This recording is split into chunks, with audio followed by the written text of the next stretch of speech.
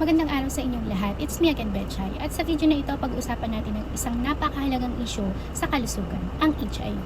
At dahil nga sa matinding pagtaas ng kaso ng HIV sa ating bansa, kaya napakahalaga na ito ay pag-usapan. Kaya tara, alamin natin ang mga mahalagang bagay tungkol sa HIV.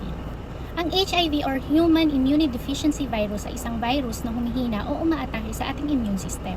Kapag hindi ito naagapan, maaari itong kumantong sa kondisyon na tinatawag na AIDS. Pero huwag tayong matakot agad dahil ngayon marami ng paraan para mampanatiling malusog ang mga taong may HIV.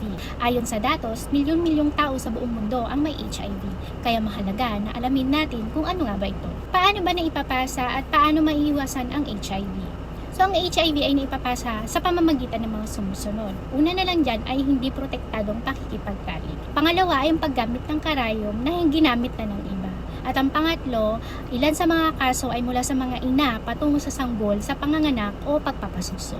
Hindi ito na ipapasa sa pamamagitan ng yakap, halik, pakikipagkamay o paggamit ng kubyertos. Kaya hindi totoo ang ilan sa maling akala tungkol sa HIV. So para makaiwas gumamit ng proteksyon kapag kayo ay nakikipagtalik. Ngayong moderno na ang medisina, ang taong may HIV ay maaring mamuhay na ng normal at produktibo.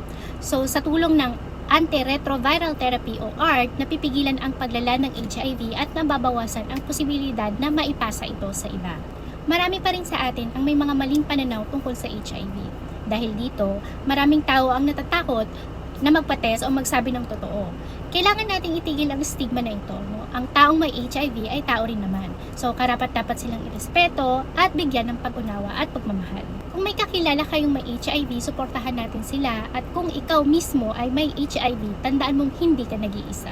Maraming salamat sa panonood at sana'y may natutunan kayo ngayong araw tungkol sa HIV. Tandaan, huwag matakot at laging magpakonsulta. Hanggang sa muli!